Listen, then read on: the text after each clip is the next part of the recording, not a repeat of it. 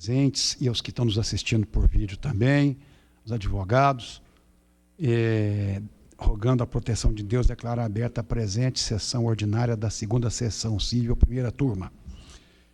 E, de início, eu indagaria aos pares acerca de alguma observação ou ressalva em relação à ata da sessão passada. Nada havendo, declaro aprovada. Eu indagaria dos pares se existe algum processo a ser adiado ou retirado de pauta. Eu retirei, senhor presidente, o número 5 para reestudo. 5? Da pauta do dia, me Pauta parece. do dia, advogado Gerônimo. Deixa eu dar uma olhada aqui. É uma negatória de paternidade. Uma Ação rescisória, segredo de justiça. Isso, é. Número 501, 5873.94. Relator advogado Gerônimo, número 5 da pauta do dia. Está sendo retirado de pauta, né, advogado Gerônimo? Hein? Retirado de pauta, não é adiado não. Pauta. Certo. Eu vou, nesse caso, até adiantar, senhor presidente. Há muito questionamento sobre a perícia. E eu estou tendente a rever e redesignar Qual a perícia? uma perícia, porque houve um erro formal da minha parte, porque eu indiquei o laboratório e não indiquei o perito responsável. Então, houve um erro de decisão no momento em que a prova foi determinada. Isso realmente pode gerar uma nulidade futura. Eu estou revendo. Positivo. Mais algum colega tem um processo para adiar ou retirar de pauta? Sim, presidente. Obrigado pela promoção. Mas é quase. É coisa rápida. O processo que eu iria julgar hoje é o da pauta adiada, da Caixego. Aí, devido ao entendimento que os desembargadores trouxeram para mim aqui, eu vou retirar de pauta para analisar uma questão de competência. Perfeitamente, doutor. Então, doutor Elcio Bercó está aí presente, tinha pedido preferência. Doutor Elcio, o processo a ser retirado de pauta, o senhor vai receber nova intimação para decisão ou nova deliberação de pauta, viu? Prazer revê-lo. Obrigado a todos. Perdão, esse processo é o número 7 da pauta do dia, é o embargo de declaração dos embargos infringentes na apelação civil 014-9351.05, relator Dr. Elcio Vicente da Silva, embargante Ministério Público, embargados Gil Alberto Rezende, Edivaldo da Silva, Elcio Bercó, Espólio Isaías Carlos, Ana Cristina, Débora Carla, Valdemar Zaiden e Antônio Muniz. Então, esse litisconsórcio do Estado de Goiás. Esse processo está sendo retirado de pauta. Como é que é, advogado Gerônimo? Sim, a requerimento ela é. Ele já saiu? O doutor El já foi? Retomando agora as sustentações orais, nós temos aqui o pedido do processo número 4 da pauta do dia. Uma ação rescisória 534.6349.76, relatoria do desembargador Jerônimo, autor Estado de Goiás, réu Petrobras Servidor S.A. Está inscrito para esse processo a doutora Mariana de Oliveira Ferreira, pela Petrobras, né, doutora? Tenha bondade. O da direita, doutora. Aí. Ah, sim. Exatamente, excelência. Doutor Jerônimo tem a palavra, viu? Fala pela Petrobras. Obrigado, senhor presidente. Cumprimento a todas e a todos. Uma boa tarde de trabalho aos colegas. O relatório foi disponibilizado, senhor presidente. Podemos ouvir a... Doutora, só tem a palavra pelo prazo regimental. Obrigada, excelência. Boa tarde, excelentíssimo senhor relator desembargador. Primeiramente, gostaria de agradecer, porque na semana passada, por videoconferência, consegui despachar com Vossa Excelência e trazer alguns pontos de destaque. Então, inicialmente, muito obrigada pela oportunidade. E, bom, aqui, nesse caso, ele volta a esse Tribunal de Justiça para um novo julgamento. E aqui, diante do memorial que foi juntado ontem pelo Estado de Goiás, eu gostaria de trazer 5 pontos bem factíveis e que acredito que poderá chegar ao fim essa discussão. O primeiro de todos diz respeito à insurgência do Estado, porque ele se manifesta no sentido de que a sentença lá proferida na ação cautelar ajuizada pela Vibra Energia, antiga Petrobras Distribuidora, visou a suspensão da exigibilidade do crédito tributário, e, por esse motivo, ele teria ficado impedido de ajuizar a respectiva execução fiscal no prazo prescricional e teria ocorrido violação ao artigo 151, inciso 2º do CTN, e, por isso, veio com a ação rescisória. Mas aqui, Excelência, tem um ponto... Mas aqui, Excelência, o primeiro ponto é o seguinte: na petição inicial da Vibra Energia, em nenhum momento, houve menção, houve solicitação, houve requerimento pela suspensão da exigibilidade.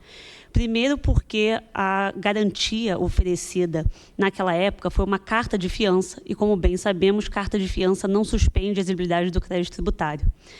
Bom, ainda assim, a sentença, em momento algum, determinou a suspensão da exigibilidade. Inclusive, eu peço vênia para ler um trecho da sentença que deixa isso de forma muito clara e coloca uma pá em cima dessa insurgência fazendária. Abre aspas. Evidente que o devedor não discutirá o débito em juízo nesta ação, e, embora a caução oferecida não seja viável para suspender a exigibilidade do crédito tributário, podendo a Fazenda Pública executá-lo normalmente, tal garantia servirá como antecipação de garantia de futura ação de execução fiscal. Então, aqui, Excelências, desde a inicial até o deferimento liminar, passando pela prolação de sentença, não houve determinação para a suspensão da exigibilidade e muito menos violação ao artigo 151, inciso 2 do CTN, uma vez que não estamos tratando de depósito judicial e sim uma carta de fiança. Como se isso já não fosse suficiente, a jurisprudência do Superior Tribunal de Justiça, desde aquela época, desde o antigo Código de Processo Civil e até os dias atuais, possui entendimento de que a ação de oferecimento de garantia, ela não cria qualquer óbice para que o Estado, para que o ente público possa ajuizar a respectiva execução fiscal dentro do prazo prescricional. Existe um tema repetitivo, o tema 237 do STJ, que fixou a tese nesse sentido. Na época, o relator ministro Fux deixou claro, inclusive na ementa, existe uma passagem expressa na ementa, dizendo que esse ajuizamento de uma ação de oferecimento de garantia, como foi esse caso da Vibra, ele não cria qualquer óbice e, pelo contrário, ele estimula que a Fazenda Pública promova o ajuizamento dentro do prazo. É como se fosse quase um aviso para a Fazenda de que existe um débito que já está definitivamente constituído, já passou toda aquela fase de processo administrativo e que agora está sendo garantido, aguardando a futura execução fiscal.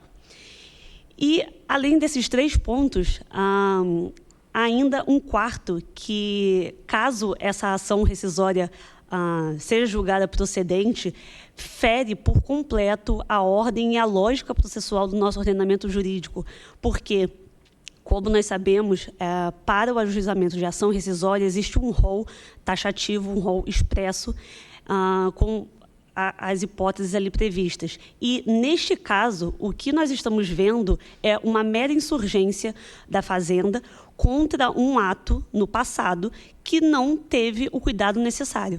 A Fazenda, ela teve ciência da liminar, da sentença, ela teve todos os meios legais, processuais, recursais para se insurgir na época e não o fez. A sentença transitou em julgado, com todos os seus termos, dentro da jurisprudência, dentro da legalidade, e agora, depois de já decorrido o prazo prescricional e depois de 11 anos desse crédito definitivamente constituído, ela vem tentar rescindir essa sentença. Então, Excelências, seguindo a jurisprudência do STJ e também a jurisprudência dessa Casa, que tem seguido o que o tema 237 do STJ trouxe, e aqui no próprio memorial e nos nossos apelos nós podemos destacar alguns acórdãos da 9ª Câmara, da 5ª Câmara, aqui deste tribunal, que seguem essa lógica de que a ação de oferecimento de garantia ela não cria nenhum óbice, ainda mais pelo fato de, na época, a Vibra Energia não ter solicitado qualquer suspensão da exigibilidade e a sentença não ter declarado essa suspensão. E, por fim, antes dessa ação cautelar, dessa ação de garantia ser ajuizada, o crédito tributário ele já estava definitivamente constituído, ele já era exigível, tanto que, na inicial da cautelar, logo no primeiro parágrafo daquela inicial, a Vibra menciona o crédito tributário exigível, inclusive com o seu valor na época atualizado para pagamento e juntando a guia de recolhimento na época que comprovava que o crédito já estava definitivamente constituído. Então, por todas essas razões e por todas as regras e dispositivos que regem o Código de Processo Civil e o CTN, não há razão para que essa ação rescisória seja julgada procedente. Obrigada. Obrigado, senhora doutora. Eu devolvo a palavra no mente relator.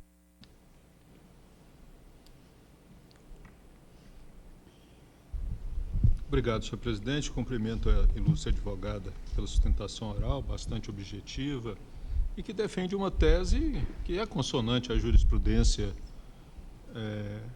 do Tribunal Superior e deste próprio tribunal, das nossas câmaras, inclusive a posição que eu adoto quando relato casos dessa natureza, de que a carta de garantia ela não suspende a exigibilidade do título executivo, desembargador Maurício. Isso parece incontroverso. O problema é que, e aí que está toda a questão, é que o julgamento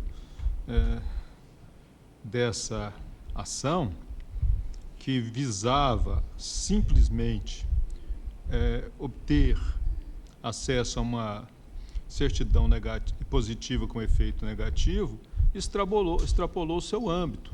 Não no teor decisório da sentença do juiz, doutor Avenir Passos de Oliveira.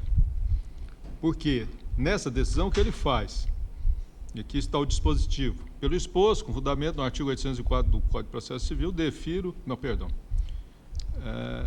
o dispositivo da sentença. Ele faz o seguinte: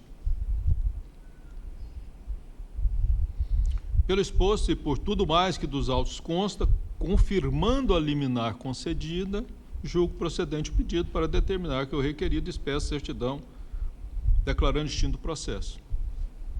Mas o que fez a liminar sem pedido da parte?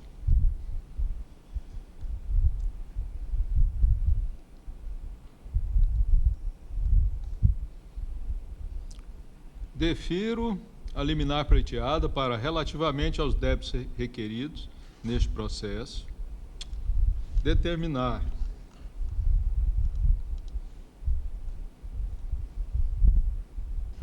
ao requerido que expressa a requerente certidão positiva com efeito negativo, de negativa, e não inscreva ou exclua seu nome dos órgãos de proteção de crédito, bem como do cadastro da dívida ativa.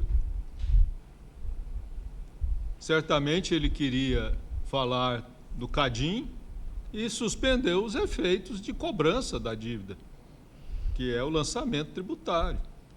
E nesse passo, sem pedido da parte, ele extrapolou o âmbito decisório que lhe era dado naquela ação específica, onde a lide se estabilizou em torno da expedição de certidão. E o Estado ficou impossibilitado, por conta do trânsito julgado, de executar essa CDA. Então, não havia... Ele suspendeu os efeitos do lançamento tributário por via transversa. A questão é bem sensível, há violação expressa pelo próprio entendimento que a advogada expôs da tribuna, inclusive de precedentes, mas a lei é expressa ao dizer que a certidão não gera efeitos de suspensão da execução fiscal ou da execuibilidade do título. Por isso, senhor presidente, eu estou julgando procedente a ação rescisória e decotando da sentença essa parte relativa a suspensão, a impossibilidade de inclusão do nome da devedora no cadastro da dívida ativa, para que possa ter curso a execução. Agora, questão de prescrição, decadência, isso vai ser discutido em outra sede. Como estou votando, senhor presidente? Antes de mais nada, desembargadora Nelma, boa tarde, seja bem-vinda, desembargadora Nelma, viu? A senhora tem que ativar o som. Ativa o som, por favor, desembargadora Nelma. Boa tarde a todos. Desculpe-me o atraso. A senhora assistiu a sustentação oral, a senhora está apta a voltar a julgar também, né? A votar também, não está? Sou. Certo. Então, eu indagaria dos pares acerca se alguém deseja algum esclarecimento quanto ao voto do relator. Não? Alguém tem alguma divergência? Divergência, desembargadora Nelma? Alguém tem alguma divergência? Não. Então, unanimidade, pelo conhecimento e provimento parcial, desembargador Jerônimo? Julgada procedente. Julgada procedente. Tá. Em relação à ação originária, eu estou decotando a parte extra-petita. Certo. E os honorários dos doutores estão sendo fixados por equidade, com base no parágrafo 8º do artigo 85, e R$2.000. Perfeitamente.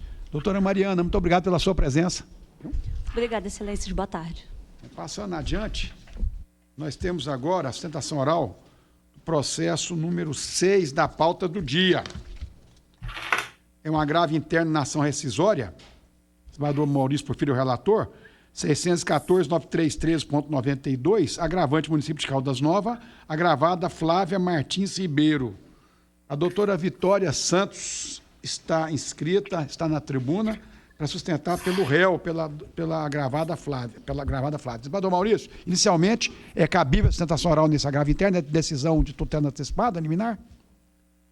É sim. Então, é sim, mas eu acho que a gente nem vai ter. Então, com a palavra, eminente relator. Bem, eminentes pares, aqui cuida de um agravo interno, numa decisão que determinou a incorporação de gratificação de regência lá em Caldas Novas, que foi aprovado por lei, e o município, indignado com isso, quer aqui que a professora não tenha essa incorporação. E a decisão já veio nesse sentido de início, habeovo, e agora em agravo interno, sem levantar nenhuma nova questão, quer o julgamento em agravo interno para que seja conhecida a procuração, a apelação. Então, doutora, eu já disponibilizado o relatório, e se Vossa Excelência me autorizar, eu vou ao voto e caso os pares entendam de forma diversa, certamente Vossa Excelência será compelida. A senhora compreendeu, né, doutora? Ele está desacolhendo aqui. Então, vamos ao voto, relator. Bem, eu estou negando provimento ao agravo para manter essa decisão monocrática por conta de que a alegação lá é de prescrição, não houve prescrição, é uma questão matemática. Se os eminentes pares quiserem, eu leio o voto, são só 23 laudas, e se por acaso entenderem de que... A questão é bastante simples, bastante fácil inteligência. Então, não há fato novo e é apenas a incorporação que não fizeram para ela, mas tem lei municipal concedendo essa incorporação. Maiores dados eu posso oferecer para os colegas, caso eles assim o desejem. Alguém deseja algum esclarecimento do relator? Alguma divergência? Unanimidade pelo desprovimento do agravo interno, mantendo a adesão monocrática. Doutora, muito obrigado pela sua presença, viu? Agora, retomando a pauta normal, vamos à pauta adiada. Número 1 da pauta adiada, agravo interno na ação rescisória, 512.0106.74, da autoria do desembargador Cláudio Costa, substituindo o desembargador Jerônimo, agravante Estado de Goiás, agravado no município de Minaçu. Tem a palavra, desembargador Cláudio. Senhor presidente, demais julgadores, trata-se de ação rescisória daquelas propostas pelo Estado em relação à cobrança feita pelos municípios quanto à restituição do ICMS no programa Fomentar. Após processualizada a ação rescisória, o doutor Ricardo Teixeira, em substituição ao desembargador Jerônimo, lançou decisão monocrática reconhecendo a decadência e extinguindo o processo. O Estado, neste caso, apresentou agravo interno que está sendo julgado neste momento.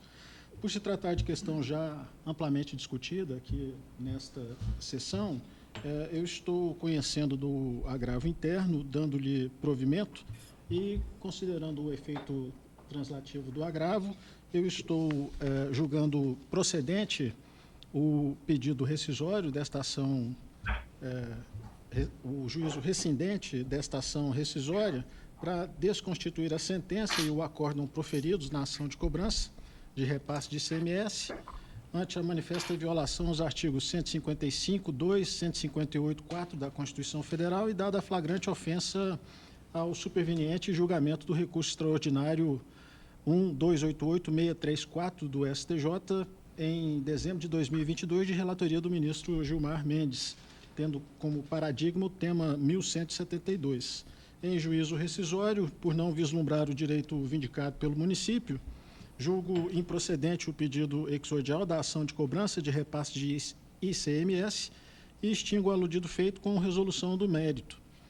Artigo 487, inciso 1. E, conforme decidido no mencionado julgamento do STF, afasta-se a aplicação do enunciado de tese tão somente àqueles valores que já foram pagos aos municípios até a data da publicação da ata de julgamento do tema 1172. Por consequência, saindo derrotado no âmbito desta rescisória e da ação originária, condeno o município no pagamento de honorários advocatícios aos patrões do Estado de Goiás, os quais arbitro em cada uma delas em R$10 mil, tendo como fundamento o artigo 85, parágrafo 8º do Código de Processo Civil. Sem custas, é como voto, senhor presidente. Algum esclarecimento dos pares? Desembargadora Nelma também não? Não. Alguma divergência no voto? Isso é trieiro de fazenda pequena, a vaca funda trieiro lá, não tem jeito. Então, unanimidade pela provimento da rescisória, né? Pelo provimento, o conhecimento do provimento do agravo interno. Para prover a rescisória. Exatamente. Positivo. Anotado, né? Passando adiante, número 2, reclamação 569-6870.51, relatoria da desembargadora Nelma, reclamante equatorial, interessado, reclamado Terceira Câmara Civil, Tribunal de Justiça de Goiás, interessado Alfa Seguradora S.A. Desembargadora Nelma, tem a palavra. Perdão. Adiado devido à vice-desembargadora Beatriz. Vamos estar na outra folha aqui. Senhor presidente, anota meu impedimento nesses casos que o escritório do doutor Diogo atua, por favor. Então, é certo. Registrando impedimento do desembargador Jerônimo. E eu estou vendo aqui que foi com vice Migor, porque veio vice-desembargadora Beatriz. Presidente, julgando 2, eu quero julgar o 3, o 5, o 6, o 7, o 8. Vixe, que maravilha. Todos a desembargadora Nelma, né? Não, um é meu. O 8 é desembargador Eliseu. Não tem muito desembargador Eliseu e o outro Meu. doutor Cláudio. O meu é substituição do desembargador Elizabeth. O 7 é do doutor Cláudio. Exatamente. A situação que é equatorial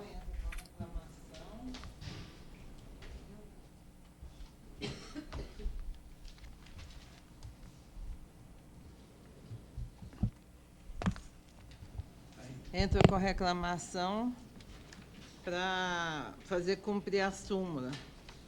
É 75 e 80, né? E eu, inclusive, eu julgava, por isso é que eu chamei tudo para mim, porque eu julgava sentido contrário, conhecendo a reclamação e decidindo. Eu mudei de entendimento, fiquei convencida e peguei emprestado até um voto à desembargadora Nelma, que tem uma pesquisa muito bem feita. Eu fiz também pesquisa, mas o dela acho que está mais completo. Até trouxe aqui um caso similar. O que acontece? Eu conheço a reclamação, o fórum, o ambiente está correto, que é a sessão civil, mas para processar. Não quer dizer, para julgar, não quer dizer que vá deferir ou negar. É conforme o caso.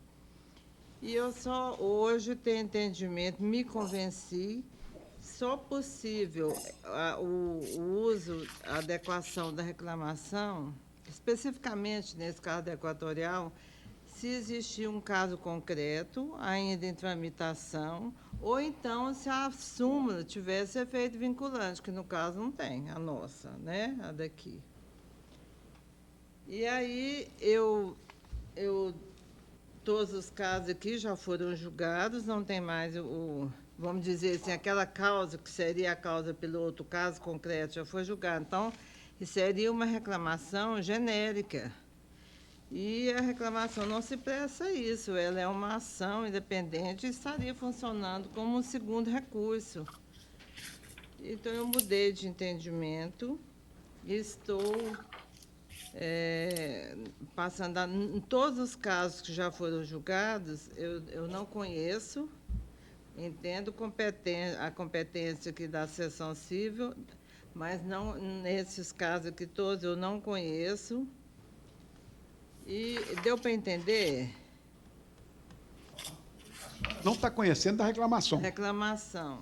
Porque as causas todas já foram julgadas, então seria A senhora fez a citação que está com base no fundamento do desembargadora Nelma, voto da desembargadora Nelma. Porque as outras sessões já têm esse entendimento, por isso é que eu chamei para ver se a gente adota uma decisão unânime. Porque tem aqui, nessa própria sessão, segunda sessão, tem desembargador julgado diferente. Uns conhecem, outros não. Não é? Eu, então, passei a adotar o entendimento que é majoritário no tribunal. O fundamento, repito, os fundamentos, é porque não tem um caso concreto, todos já foram julgados, então, se a súmula estariam regendo, assim, um caso genérico. E a súmula nossa, que não tem efeito vinculante, que é a... Você tem cópia dela aqui? É 80. Desembargadora Nelma, seu voto está nesse sentido? Porque a pediu vista, você também está não Meu voto conhecendo. está nesse sentido. Está nesse sentido. Inclusive, no ambiente virtual, todos tinham me acompanhado. Só a desembargadora Beatriz é que pediu destaque, de vista. Sim, acho que eu já tinha votado também. Ver se a gente adota Acho que sim. Todos tinham votado. Só a desembargadora Beatriz pediu vista. Desembargador, embora o senhor não vote, o senhor pode participar dessa discussão, é discussão jurídica, né? Então o senhor pode trazer seu conhecimento para enriquecer nós aqui. Pela ordem, uma vez que eu tenho um processo afeto e justamente com pedido de vistas. Tem um que é desembargador. Claro, sem atropelar de modo algum o desembargador Jerônimo, mas apenas para antecipar o meu posicionamento. Nós, até com Vossa Excelência, nós já tivemos embates de cunho doutrinário acerca desse assunto, né? Junto a outra turma desta sessão civil, eu tive na última sessão, eu também relator em uma providência dessa natureza, uma reclamação também formalizada pela empresa de concessionária de energia elétrica, e o debate lá foi caloroso. Posicionamento antagônico do desembargador Aureliano, do desembargador Montefusco, do desembargador Oscar.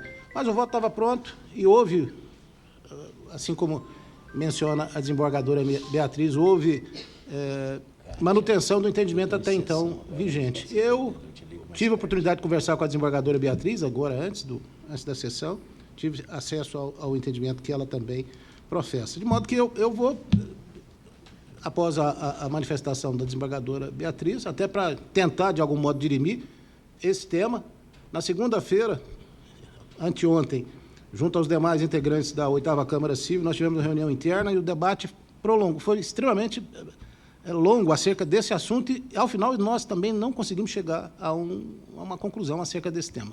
Então, enfim... Você poderia me explicar qual é o seu entendimento originário nesse caso? Porque bem, eu ouvi aí a questão de falar que a súmula não é obrigatória e me recordo que essa questão foi suscitada pelo desembargador Leobino no âmbito do órgão especial e, por isso, estabeleceu-se as competências das sessões cíveis para julgamento das reclamações em relação à súmula. Todavia, quem edita súmula nesse tribunal, desembargador presidente, é o órgão especial. Então, as reclamações contra precedentes do órgão que editou a súmula ou publicou uma súmula é na sede deste órgão. Eu não entendi bem, até hoje não compreendo, eu me reservei, eu não participava do órgão à época, a não adentrar nessa discussão, porque ainda não havia sido instigado a pensar sobre o tema. Me parece que, naquele momento, o tribunal, o desembargador Eliseu, tomou uma decisão de ordem prática e não jurídica. E definiu que a competência seria das sessões para descarregar as atribuições daquele órgão. Mas o problema central não se trata da súmula ter ou não ter efeito vinculante. As súmulas com efeito vinculante são exclusivas do Supremo Tribunal Federal, porque elas são editadas de uma forma peculiar por força da Constituição Federal, acho que é artigo 104, 103, posso estar equivocado, que lhe dá força de lei. O precedente é qualificado. A súmula que o tribunal estabelece, inclusive está aí no 928, também, salvo erro de memória, ela permite, inclusive, aos juízes e desembargadores um julgamento monocrático, no caso aqui, o julgamento antecipado da lide, porque já se estabeleceu, sob o prisma de um precedente ou de um padrão decisório obrigatório, a prevalecência de uma corrente jurisprudencial dentro do tribunal, isso que é a súmula.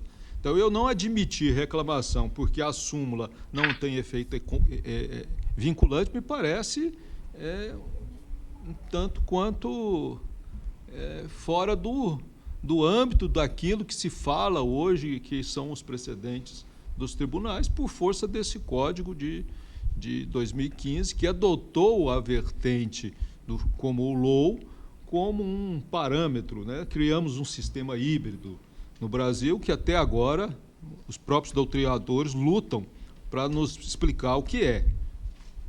Se é sapo ou se é príncipe, desculpe a expressão. Mas isso está criando esses contornos jurídicos. Me parece, à primeira vista, desembargadora Nelma e desembargadora Beatriz, que a competência de fato é do órgão especial, mas não me aprofundei no estudo. A reclamação deveria ser julgada lá, mas o fato de se tratar de uma súmula do tribunal não impede o conhecimento. Não, acho que eu não me fiz entender bem, não é só isso, não. Por exemplo, aqui, se algum desses casos aqui, todos que eu fiquei com pedir vista, tivesse em tramitação, tivesse julgado ainda, eu poderia conhecer. Mas houve trânsito em julgado? É porque o Supremo tem conhecido de reclamação enquanto não há o trânsito em julgado do processo originário. Se transitou em julgado e se a reclamação foi apresentada antes do trânsito em julgado, o Supremo assim mesmo conhece e julga a reclamação. É porque a reclamação é uma ação, ela não é Isso. Ela não tem uma força impositiva. É porque elas estão admitindo, desembargadora Beatriz, efeito rescisório na reclamação. Para fazer cumprir a súmula. Só se ela tivesse efeito vinculante, aí não tem discussão. A professora Maria Tereza Alvim escreveu há alguns anos um livro sobre sentenças inconstitucionais. Isso mediou o pensamento do Supremo por quase uma década. O Supremo não avançou, nem nós nos tribunais, sobre a possibilidade de sentenças, e o desembargador Maurício agora mesmo falou sobre isso, com sentenças ou atos jurisdicionais, que confrontam a Constituição. Sendo inconstitucional uma decisão, ela transita em julgado. Então, o Supremo tem, em alguns casos, eu já vi 2 ou 3 reclamações, no âmbito da minha Câmara, inclusive, e nessa questão do DIFAL, inclusive, que o Supremo, mesmo depois do trânsito em julgado, da questão que estava objeto da reclamação, que ele conheceu da reclamação. Inclusive, naquela 50.009 lá, havia trânsito em julgado. Para a gente poder... A desembargadora Nelma traz aqui no voto dela, que eu disse que eu peguei emprestado, várias decisões dos tribunais superiores falando no uso da reclamação. Eu não acho que não é o caso de ler, mas todos eles dificilmente conhecem, a não ser que a súmula tenha efeito vinculante ou que o caso concreto esteja em tramitação. Aqui não é nenhum desses casos. E eu confesso, eu sou da comissão de súmula, mas, assim, várias súmulas foram direto ao órgão especial sem passar pela comissão. A pessoa pegava e levava direto, um colega nosso levava direto. Fui surpreendida várias vezes lá. Essa súmula 80 mesmo, eu não estava presente. Eu estava, acho que, de férias. Então, tem que passar pela comissão, porque mais cabeças pensantes, eu acho que erra menos, a gente erra menos. Não é? Mas isso aí já independente passou. disso, ela se tornou súmula. Tornou. E o 928 elenca ela a um precedente obrigatório. Pois é, mas aqui... Por conta ó, da coerência, da integridade das decisões do tribunal. eu, inclusive, defendia esse lado, esse ponto de vista, essa corrente. Judicial do tribunal, nós vamos entrar numa... Porque eu falava, a súmula foi feita para quê? Só para decisão monocrática? Só para... Mas, realmente, o entendimento tem esmagadora Nelma traz uma decisão que do superior... É bem uma só, recente. eu conheço essa decisão do STJ. A ministra, é um caso, parece-me...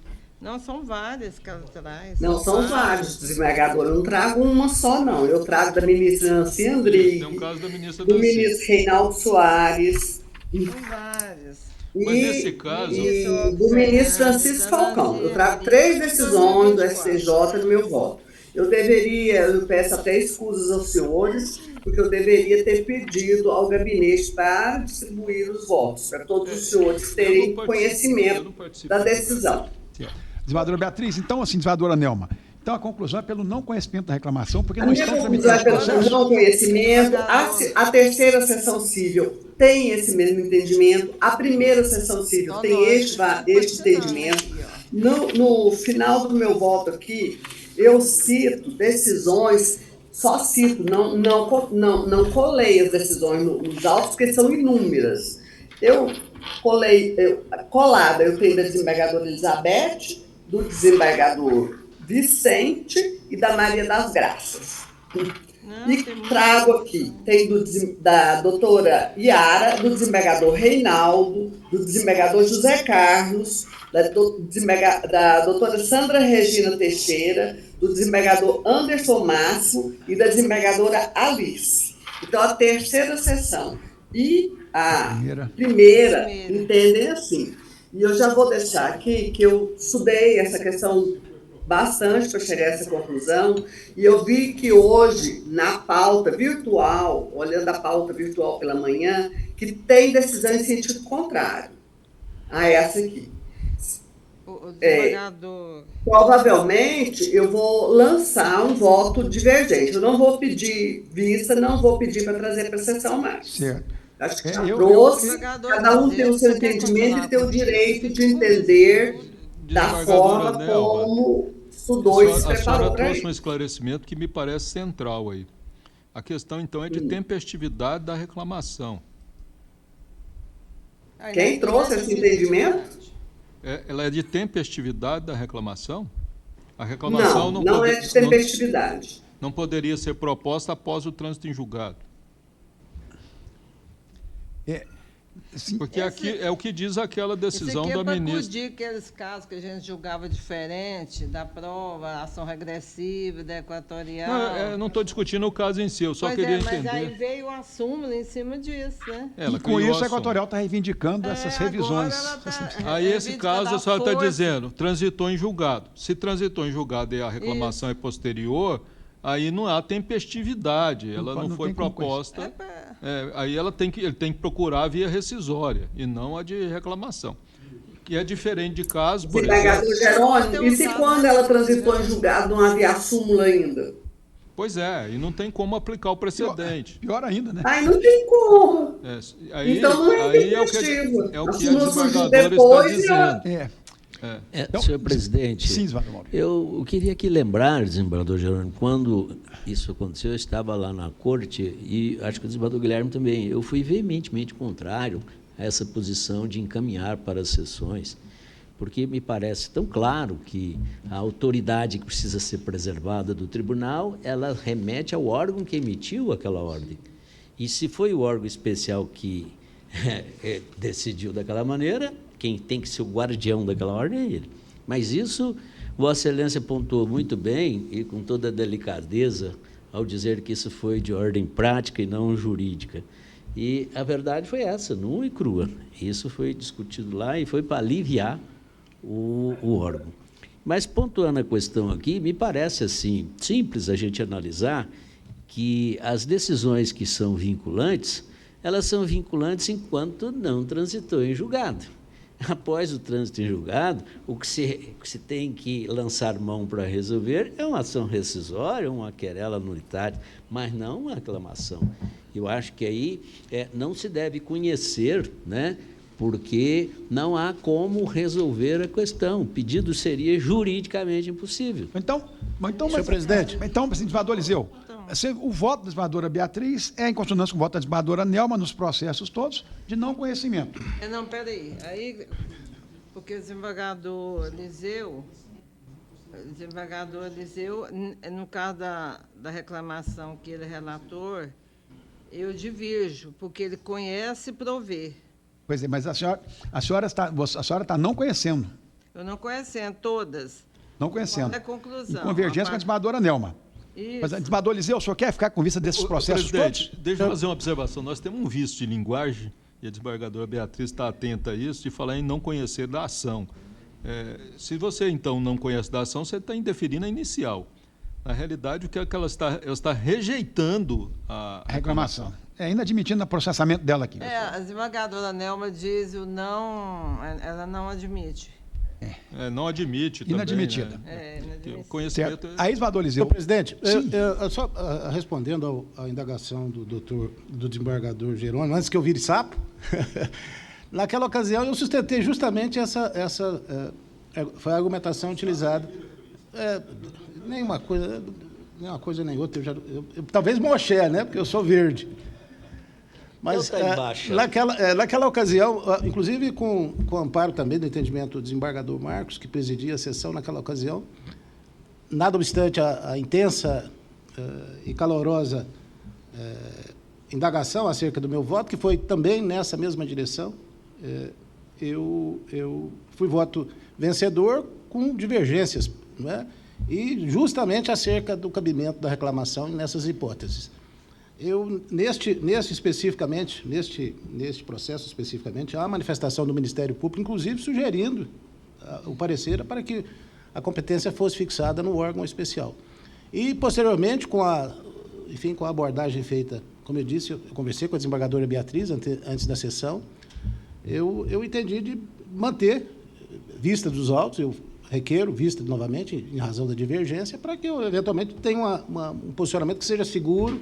Há, como dito no início, há também controvérsia na sede da própria 8ª Câmara Civil. Dos 5 integrantes, dos 5 vogais, há 5 pensamentos que não são, enfim... Então, o senhor vai ficar com vista de todos? Não, apenas do número 8, que é o que eu obtenho. Os demais, eu não sei quais são, os provimentos. Mas a posição... que é a relatoria do doutor Clauber. Mas todos estão com posição divergente da sua.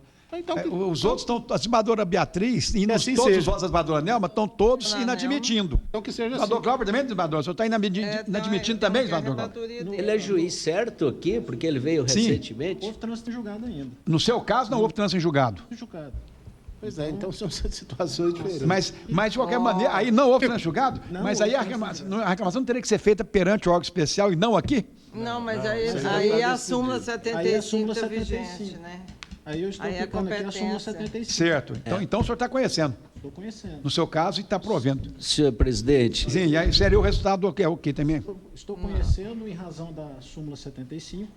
Primeiro, houve a arguição de intempestividade. Estou afastando porque ainda não houve o trânsito em julgado e a ação foi proposta. Certo. A ação foi proposta intempestivamente. Após a edição da súmula.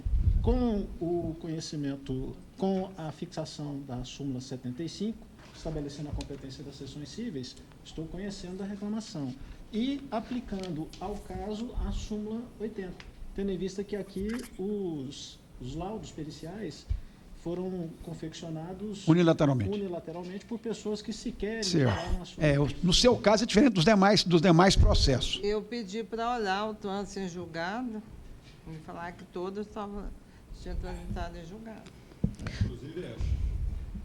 Inclusive essa. Senhor presidente, nós tivemos lá na Câmara aquela discussão a respeito de conhecer e julgar. Eu queria trazer isso para cá, para a gente compreender que o conhecer é ter a ciência, é assumir a realidade dos autos. E o julgar diz respeito à valoração do que se conheceu. Veja bem, se nós temos uma reclamação aqui que não é plausível por quanto ou já transitou em julgado, ou por quanto não se submete a uma decisão vinculante, eu acho que aí não tem como você conhecer para poder julgar, porque o conhecer é o compreender, é o tirar ilações dos fatos, e o julgar é a valoração que se faz disso. Então, se eu não tenho como fazer essa valoração, eu não posso conhecer, eu não posso julgar quando eu não posso valorar, e não posso conhecer quando eu não consigo entender o que está ali para poder julgar. E, no caso aqui, não se entenderia como julgar algo que é inviável diante da realidade jurídica. Mas a desembargadora Nelma está correta, é não admitir, porque para você também não admitir, você tem que conhecer. Tem que fazer juízo de valor. Né? Bom, desembargador Glauber, o senhor está conferindo aí? Estou olhando aqui. Desembargador Jerônimo, o final do meu voto é pelo não conhecimento diante da manifesta inadmissibilidade. Então, eu estou julgando extinto feito sem resolução do mérito. Bom, em relação aos votos, professora desembargadora Nelma, que a desembargadora Beatriz ratifica, o senhor vai ficar com vista deles conjuntamente com o seu processo, desembargador. Perfeito, Vamos correto. só aguardar, então, o desfecho do desembargador Glauber e ver se o processo ele realmente não transitou em julgado. Porque nós temos lógica. Sim, desembargador Delinto. É apenas para enriquecer o debate, embora eu não seja um bom debatedor, né, mas eu sou um bom observador. Eu lembro que essa questão foi muito discutida aqui quando o desembargador Marcos era o presidente. Inclusive, eu fui um voto vencido, e o meu voto vencido era no sentido de rejeitar. E agora, né, atendi a minha assessoria, conversei com ela, falou, olha, tem esse voto aqui, que é igual aquele voto, o senhor ficou vencido. Porque ficando vencido, eu cheguei lá e falei, não, embora eu tenha esse entendimento, então vamos adotar o colegiado.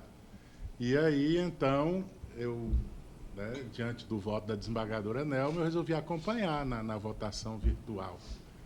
E, salvo engano, tem hoje um desembargador Maurício também, né, no sentido de conhecer, salvo engano. A memória não... Eu adotei esse paradigma do desembargador Maurício também. Mas a ideia é depurar, né? O colegiado é para esse fim, né? E aí eu pus até com ressalva de entendimento, acompanho o relator, né? Mas... Presidente, eu normalmente não participo dessas votações, eu não li o voto da desembargadora Nelma, apenas ouvi que alguém disse que estava não sendo admitido. A questão do não conhecer e do conhecer, isso é de uma praxe do tribunal. Eu estou dizendo que, do seu ponto de vista técnico-jurídico, todas as vezes que nós realizamos juízo, seja de extinção ou de não procedência, improcedência ou de extinção de recurso, nós estamos conhecendo dele. Já conheceu, né? Então, isso é uma tautologia, nós estamos repetindo um vício de linguagem jurídica, né? Só isso que eu disse, mas isso é da praxe do tribunal. E a praxe integra o espírito colegiado. Eu também uso frequentemente nos meus votos não conhecimento. Mas isso aí tem uma repercussão extremamente interessante. Porque se não se conhece, se vier algo, ampliando a discussão, se vier uma outra discussão, a rescisória não é daquele que não conheceu, mas a rescisória será daquele da decisão anterior. Esse é um aspecto extremamente interessante entre se você conhece, aí se vier uma rescisória ou qualquer outra, vai ser dessa decisão. Se não conhece, mantém-se a decisão anterior e tudo vai ser em cima daquela decisão. Não houve substituição da decisão. Eu não vou ser tão kantiano a ponto de te dizer que está errado. Mas no caso aqui, o processo foi julgado no juizado especial. A decisória, se tiver, é lá, né? Não será aqui conosco. Vamos otimizar aqui em relação aos processos, números. 2, 3, 5, 6 e 8. 7 e 8. Não, 7 não. 8. O 8 ficam com vista ao desembargador Eliseu. O 7, o desembargador Glauber está acabando de checar se transitou em julgado ou não. Não. Não transitou? Não transitou julgado. Não transitou em julgado. Então, esse é diferente. Aqui houve um RESP, não foi admitido, agravo... Em RESP, que está sendo processado. Foi encaminhado ao STJ, está sendo processado. Então, não transitou em julgado. Então, aí é diferente. Aí né? é conhecimento, assim, procedência. Aí é admitida. E julgando procedente. Procedente. E julgado Para procedente. aplicar a súmula 80. Súmula 80. Então, número que é? é o número 7, desembargadora. Da pauta. 7 da pauta de ata, desembargadora Beatriz. Desembargadora Nelma, tem alguma dúvida aí nesse número 7, desembargadora Nelma? Não, eu Está tô com desativado o visto. som da senhora? Eu estou com visto, deixa eu dar saída. Ah, só está com vista do 7. Ah, tá. Não, porque aí o 7 nós vamos ter que julgar. Então, em relação... Pois é, nós estamos julgando. Em relação ao 7, alguém deseja mais algum esclarecimento? E no caso eu acompanho, doutor Pois Cláudio. é. Então, esse não transitou em julgado. Alguém tem algum esclarecimento a mais, desembargador Glauber? Tem divergência quanto ao voto dele pela procedência e aplicação da súmula 80? Não tem, né? Unanimidade. Então, pela procedência, reclamação e aplicação da súmula 80. Certo? Anotado? Então, tá bom. Então, os demais ficaram com vista do desembargador Eliseu. Certinho? Isso. E agora o último da pauta de ata, desembargadora Nelma, da sua relatoria, desembargadora Nelma, número 4, ação rescisória 585.1151.55, autor Valdecir Ferreira Barbosa, Ré, Gasbol Armazenador Distribuidora Limitada. E a senhora está com a palavra, desembargadora Nelma. Tem sustentação oral não, desembargador? Não, senhora. Bom, aqui é uma rescisória, a ação ordinária de prescrição numa ação de indenização, e eu estou entendendo que aqui não há ausência de violação manifesta à norma jurídica. Eu vou julgar pela ementa, mas eu já vou direto às razões de decidir.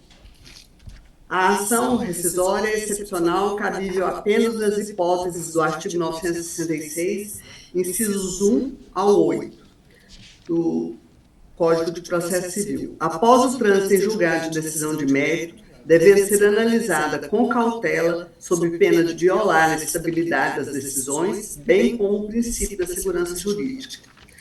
A viabilidade da ação rescisória por ofensa manifesta de norma jurídica pressupõe violação frontal e direta da literalidade da norma jurídica, o que não se cogita na espécie, em que a matéria deduzida na petição inicial da ação rescisória data do conhecimento da autoria do dano como termo inicial da prescrição, não foi debatida na ação original e sequer foi tratada na sentença rescindenda.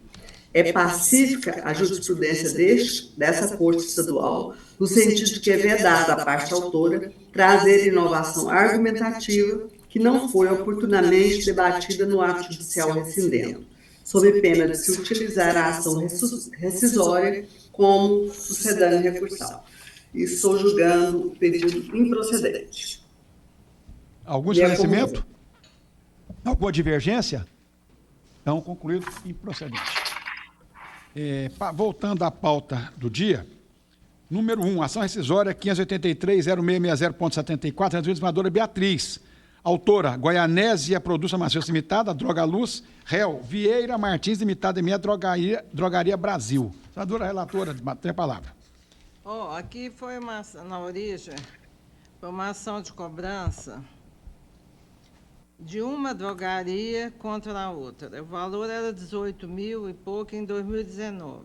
Os nomes de fantasia, todos parecidos. Nós fizemos o seguinte, fomos no Google, abrimos na Goianésia, ficaram as 3 drogarias na mesma avenida. O que aconteceu?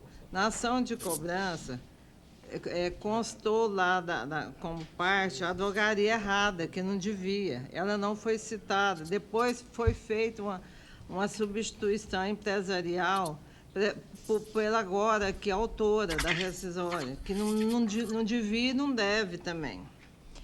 Então, eu estou julgando procedente, estou rescindindo a sentença. Eu vou proceder ao julgamento pela leitura da ementa, porque até a gente confunde com os nomes. Está sendo direito processual civil, ação rescisória, erro de fato, a causa assenta no erro de fato. Sucessão empresarial, legitimidade passiva, rescisão da sentença. Ação rescisória com o objetivo de desconstituir sentença de procedência proferida em ação de cobrança, alegando erro de fato na substituição do polo passivo mediante sucessão empresarial. A sentença rescindenda reconheceu sucessão empresarial entre Drogaria Central de Goianésia Limitada e Goianésia Produtos Farmacêuticos Limitada, e depois da revelia, em julgamento antecipado, julgou procedente o pedido de cobrança. E aí eu falo que a questão consiste em analisar o erro de fato e passo para as razões de decidir. A sentença rescindenda embasou-se na existência de sucessão empresarial entre duas empresas que, embora atuassem no mesmo ramo e situadas em localização próxima, apresentavam diferenças essenciais quanto ao nome fantasia, endereço e dados cadastrais. A sentença reconheceu como sucessora a empresa não integrante da relação obrigacional de origem, utilizando como único indício cupom fiscal com endereço diverso.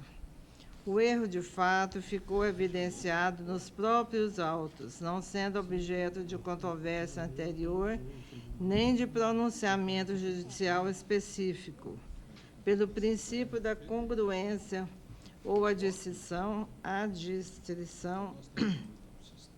incabível juízo rescisório mediante o rejulgamento da ação de cobrança. Essa ação rescisória completa-se em sua primeira parte, juízo rescindente, limitado ao reconhecimento do erro de fato e à desconstituição do julgado. A ação rescisória não comportou juízo rescisório relativo ao julgamento da ação de origem, porque ilegítima, não poderia a autora postular a procedência ou improcedência do pedido de cobrança. Pedido rescindente procedente. E eu fixo as teses de julgamento. É cabível a ação rescisória por erro de fato quando a sentença reconhece sucessão empresarial entre empresas que, embora atuem sobre o mesmo objeto social, possuem dados cadastrais, endereços e nomes fantasias distintos, conforme elementos constantes nos autos da ação originária. A ausência de controvérsia e de pronunciamento judicial anterior sobre o fato consolida o erro de fato a ensejar a rescisão da sentença. E aí ficou um pouco diferente. Eu julgo procedente o pedido rescindente e rescindindo a sentença proferida na ação de cobrança. Condena réu a pagamentos honorários, importe 10% e devolvo e mando restituir a parte autor do depósito judicial prévio. É assim que julgo. Algum esclarecimento? Alguma divergência? Então, procedente o juiz rescindendo, né, senadora Beto? É. Anotado, Jé? Vamos passando adiante. Número 2, ação rescisória 578-3140.30, relatoria do desembargador Delintro. Autor, Jean Sérgio Chaves de Souza. Réu, Alisson Gomes de França. Senador Delintro, com a palavra. Pois não, senhor presidente, muito obrigado. Aqui é o seguinte, lá na comarca de origem, o requerido nessa ação rescisória, Alisson Gomes de França, segundo a sentença, ele morava com o pai no imóvel, né? Diz a sentença textualmente. A posse da parte autora pode ser comprovada também por meio de audiência, onde foi narrado que o requerente, em conjunto com seu pai, residiram no imóvel, sendo assim, entendo como preenchido todos os requisitos necessários para o reconhecimento do pleito de reintegração de posse. Então, pelo fato dele morar com o pai, esse pai é sócio-afetivo, que teve o reconhecimento da paternidade sócio-afetiva. O juiz, então, deu a reintegração de posse dele no imóvel, porque o tio havia turbado, o tio que é irmão do pai sócio-afetivo. E aqui, então, o tio entra com a rescisória dessa sentença lá, alegando erro de fato, mas não há erro de fato aqui no caso, né? E então estou, se eu me fiz entender, né, estou julgando improcedente aqui a rescisória. Algum esclarecimento do relator? Procedente. Alguma divergência? Não. Então, unanimidade, improcedente, ação rescisória. O último processo da pauta, o número 3, ação rescisória em segredo de justiça, desembargador Maurício, CMEs 580-4041.90, relator desembargador Maurício, autor CMO, réu MJF. Tem necessidade de esvaziar a sala, desembargador Maurício? Ligue o microfone, por favor. Tem a palavra. Não, a questão aqui é simples. O fundamento aqui dessa rescisória é a inexistência de citação. Ele foi citado aqui via WhatsApp, só que até admite-se a citação via WhatsApp, né? Mas não da forma que foi. Nesse caso aqui, em epígrafe, não houve a citação dada do réu. O print desse ato citatório, que está lá no movimento 10, não comprovou, confirmando a escrita com a foto individual e citando e confirmando a identidade, para poder garantir essa citação. Tanto que ele não ofertou contestação e não apresentou nenhuma petição nos autos, correu a revelia dele. É uma ação de reconhecimento e dissolução de união estável. E não houve essa citação. Então, eu demoro aqui muito para falar que cabe a rescisória, em vez da querela nullistatis. E, de novo, se os colegas quiserem, tenho o maior prazer em ler 23 laudas de voto, onde eu justifico tudo isso aqui. Caso não seja necessária a leitura, eu estou dando provimentação para decretar a nulidade do processo a partir da citação, porque não houve citação, não houve resposta dele. Então, eu estou julgando procedente a ação rescisória por violação à norma jurídica, na forma do artigo 9 da lei, inciso 5º do Código de Processo Civil, para rescindir a sentença proferida nesse processo e declarar nulos os atos processuais a partir do ato citatório, a fim de determinar a citação válida do réu na ação de origem e seu devido prosseguimento. É essa a minha conclusão como forma de encaminhar o voto. Algum esclarecimento? Alguma divergência? Então, procedente também, né? Certo. Algum processo extra-pauta dos colegas? Alguma manifestação dos colegas? Senadora Nelma, obrigado pela presença. Fique com Deus. Nada. Aos presentes, aos colegas também, obrigado. A secretária.